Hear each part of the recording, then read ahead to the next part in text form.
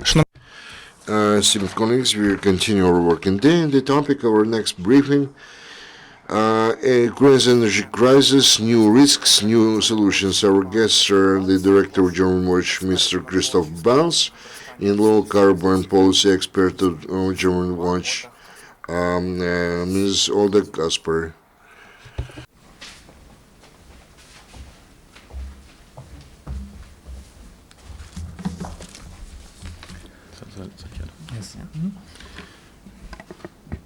Добрый день, уважаемые. Good afternoon, dear ladies and gentlemen, esteemed colleagues.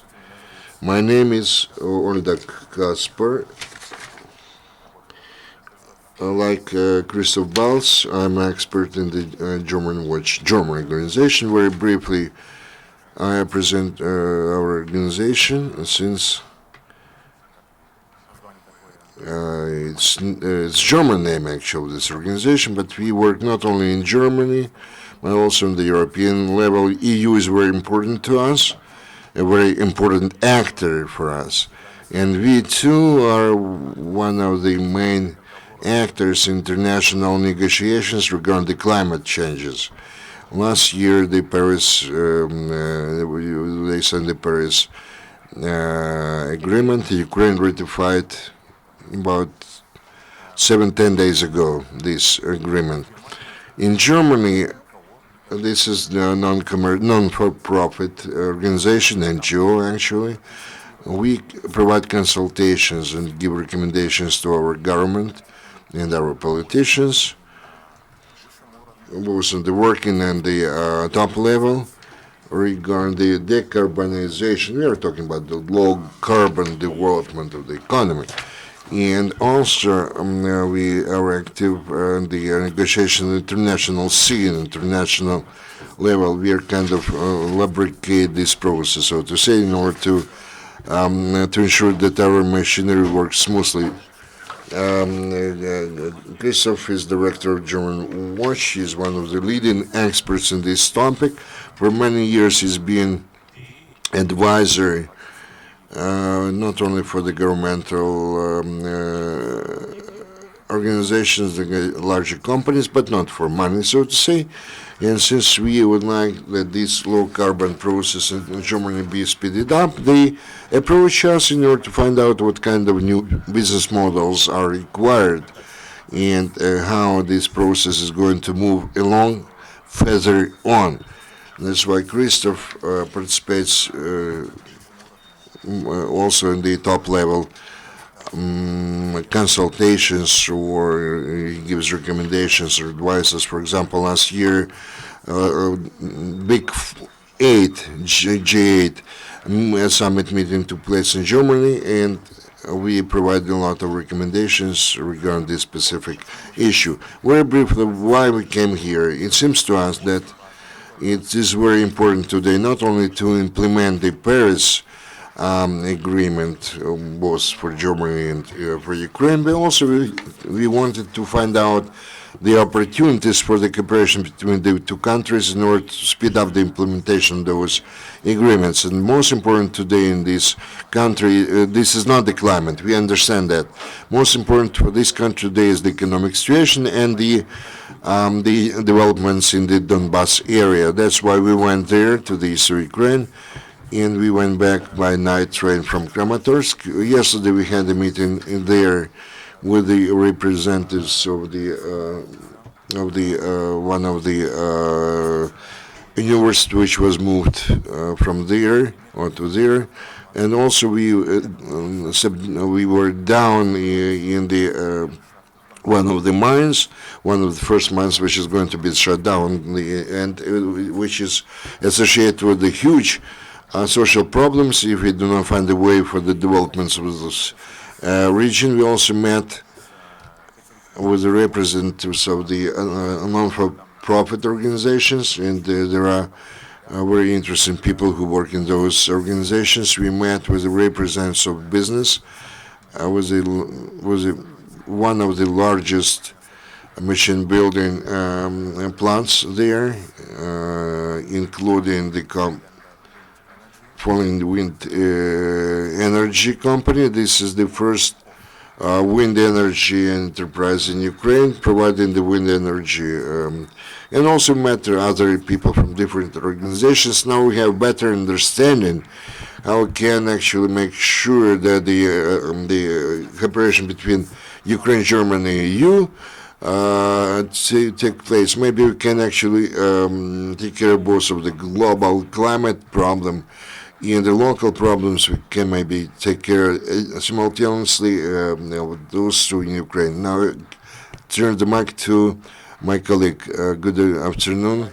I don't speak Ukrainian, I don't speak Russian, so I have to speak in English to you. My delegation has been to Donbas the last 5 days, and why? We think the Donbas is extremely important now and in the upcoming decades for 2 reasons: securing peace in Europe and for the energy transition from oil, gas, and coal to energy efficiency and renewable energy.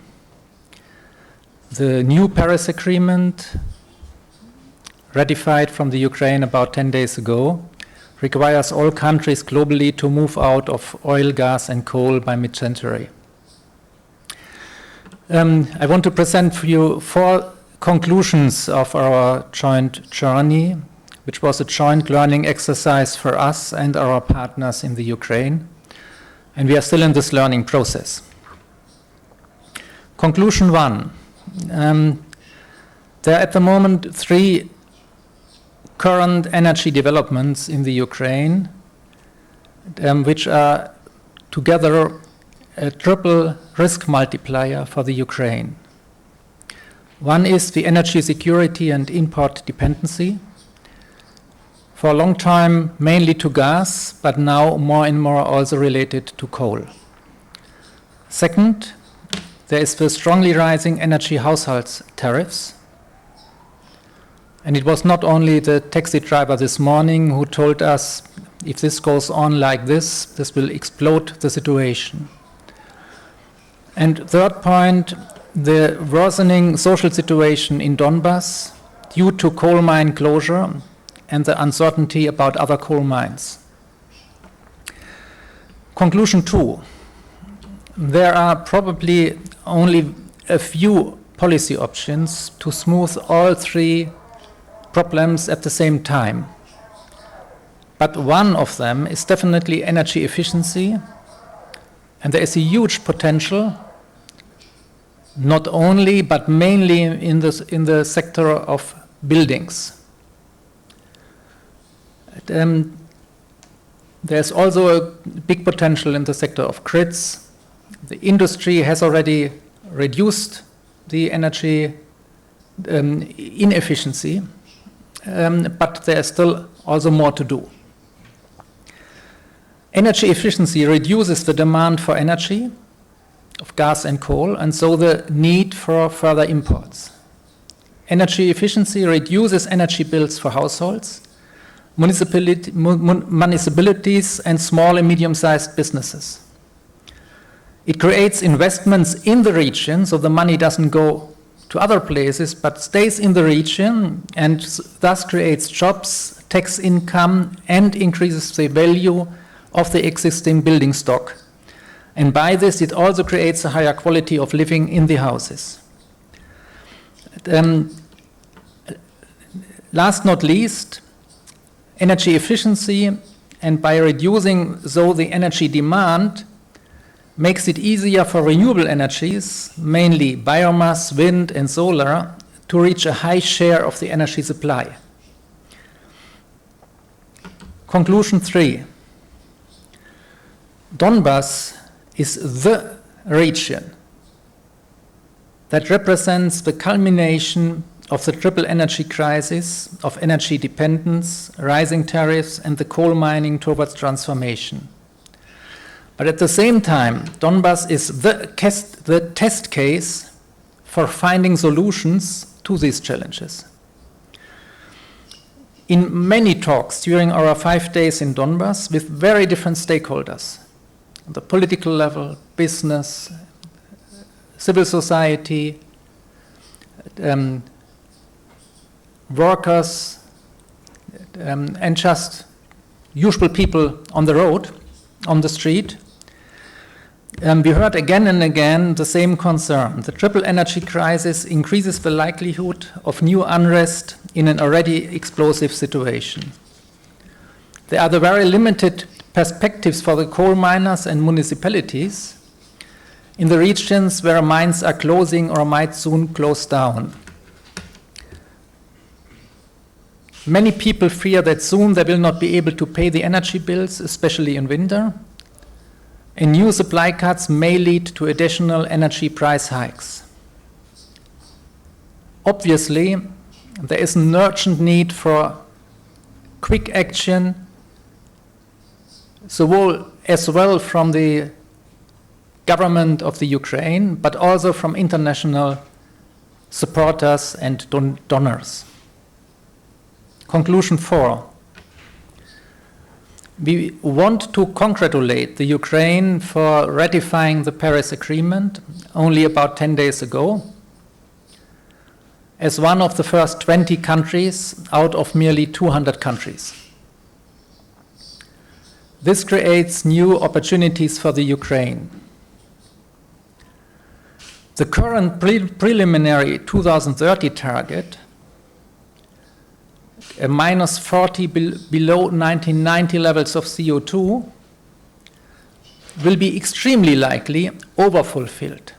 So it's good to see that there are lots of discussions, and a times model was developed by energy experts that show that a 60 to 65% reduction below 1990 level, not below today's level,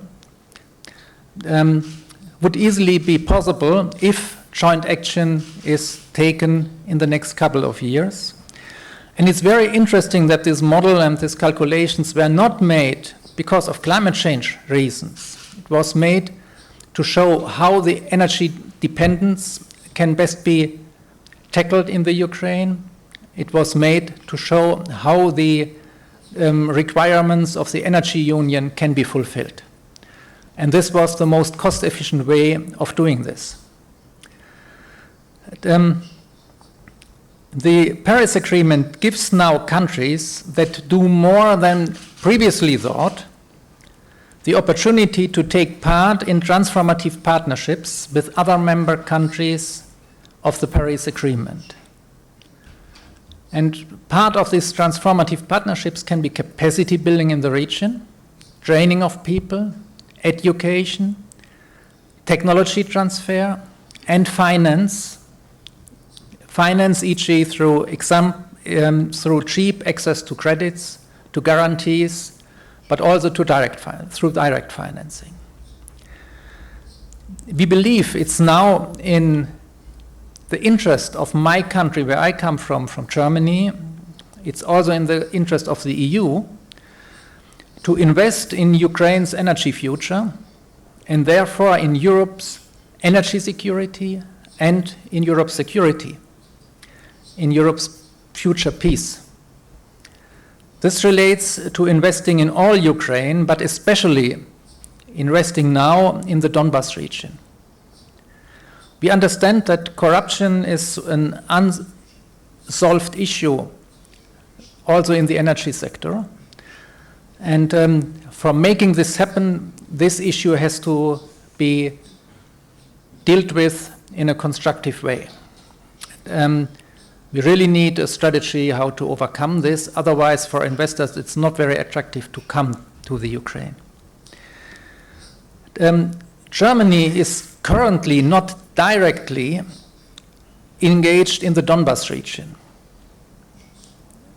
due to security reasons. For us, this is a mistake, also for security reasons.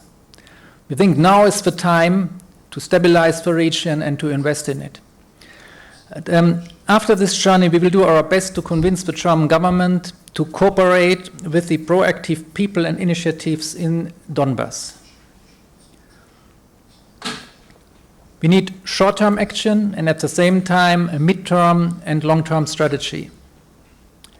A forward-looking, ambitious energy strategy of the Ukraine, which was discussed just some minutes ago in the parliament here in the Energy Committee, would strongly increase the probability of such a cooperation and the willingness of German actors to cooperate. We have met many well-educated experts and other trained people in Donbass, people with very exciting, interesting ideas and initiatives, with projects that can be built upon. They could easily become important partners for deep cooperation between Ukraine and other European partners like Germany on the development of an energy future for Donbass that helps to stabilize the region and Europe. Both energy efficiency and renewable energies can be a strong part of this. Also the building of a better and more efficient grid as soon as it is unbundled. We are happy to answer more questions, but we also have still many questions to this process. So it's not that we have all the answers. And so we are also happy for comments to reflect on them. Thank you, dear colleagues. I guess I will start. Mr. Bals, that you mentioned those conclusions. Will you pass it to our government? Maybe you already did, and will those conclusions be published somewhere online? Yes, so the conclusions will be published on our website. This will be either today or in the one of the next 2 days. We definitely will work with different parts of our government on this, with the Foreign Ministry, with the GIZ, which is the agency who implements most of this, with the KfW, who is the development bank in Germany, also with the Environmental Ministry, who are then responsible for the cooperation, potential cooperation under the Paris Agreement. Where exactly will it be published? Could you just mention your website, maybe Yes. your pages on social networks, if any? So it's Germanwatch. It's the same as the logo you see here, .org, O-R-G. Thank you. Any questions or clarifications? Чи є запитання або уточнення залу?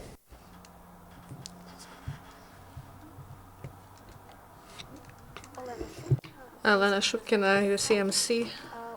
I have a question. Several weeks ago, we had a press conference how to modernize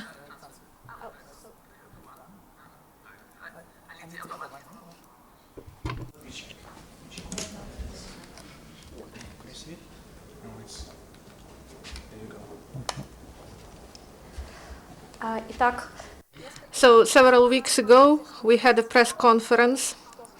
What state does with mines that belong to state? And the experts discussed several proposals that these mines should be privatized in order that they become effective. And will the Germany be interested in order to take part in this privatization and to make this mines more efficient? And also they developed a program at the governmental level and in the ministries on the restructuring and reformatting of and qualification of professions. And about 30% can work in other spheres. Do you know about these initiatives? And whether you're going to discuss these issues with our government, how to invest and restructure effectively? So I want to start by answering the second question.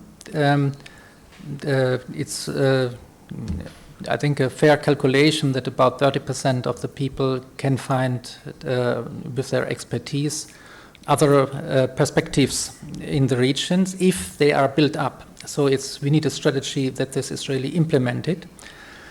And there are lots of scientific advisors in the region who can support this process. This should be a process driven from the region and from the potential of the region.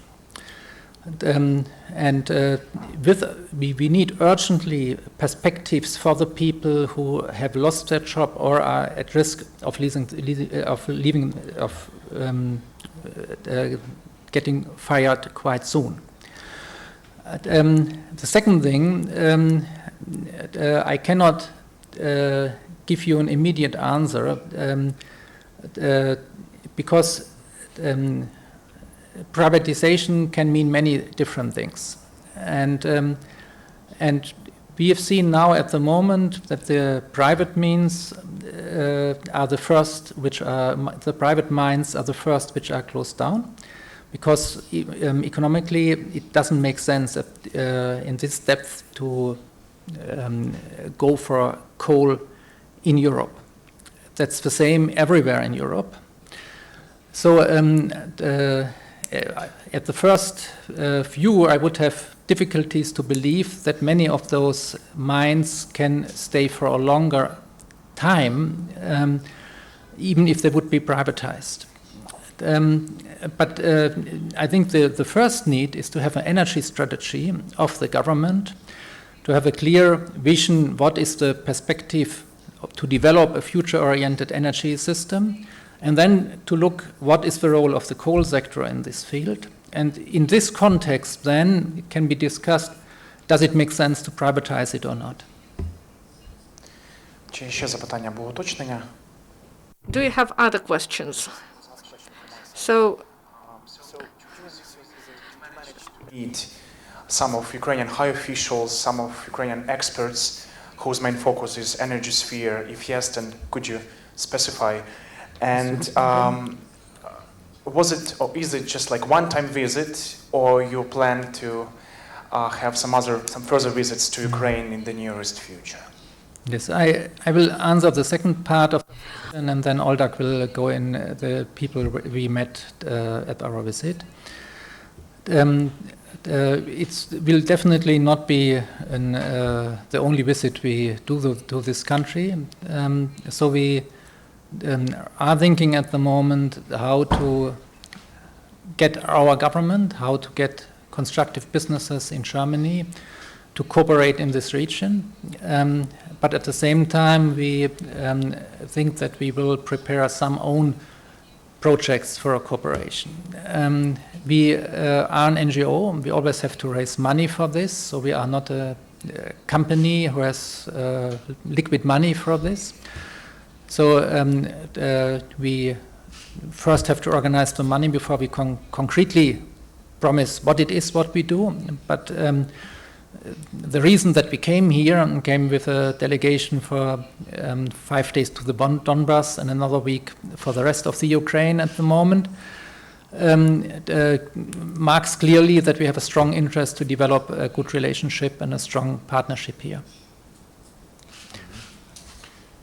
Yeah, maybe to add that to your first question, we had very interesting meetings actually, and with a lot of extremely active, proactive people in Donbas. There's a huge potential actually if these people get the right resources and partners in Ukraine first of all, and then also internationally or in other countries like Germany. That is, we met people from the Parliament, Verkhovna Rada, from different fractions. We met mayors of mono towns, of coal mono towns. We met managers of factories, and we met people from UNDP in Donbas. And we met people from civil society, from NGOs that are engaged in extremely interesting and professional projects to develop their region towards peace. And they know that energy efficiency and renewable energy, they all knew that. That was a consensus, actually. that these are like one of the two miracles, potentials to bring Donbas forward and to finally, if they are successful, together with also you here in Kiev, create a new vision for Donbas actually, and for a united Ukraine, for then creating a new impetus also for the people on the other side of the so-called contact line to be willing to again feel like Ukrainians, like real Ukrainians, and be proud of that. And to also, of course, prevent new conflicts in those parts which are even on this side of the contact line. We have similar problems in Germany, actually, in terms of coal mining closure, social issues in the future. This depends a lot, or this is related mostly to lignite brown coal in Germany. So there are parallels, actually, both countries face. And we would be happy to get a joint exercise, learning exercise, and to unite forces on both sides. Because eventually there's a lot of high-tech potential in Donbas, in those factories there. There are a lot of well-trained people also in the coal mines and around that, which could be highly useful for creating a more, let's say, future-oriented or innovative country and region. And eventually they may play a huge part in solving the climate crisis as well. And if they get united with those people in Germany who would like to do the same there, we feel like this will be to the common good. Thank you a lot. If there are no more questions left, then at this point the press conference is finished. Thank you for coming, dear colleagues, and looking forward to seeing you here in the nearest future. Dziękuję. Thank you.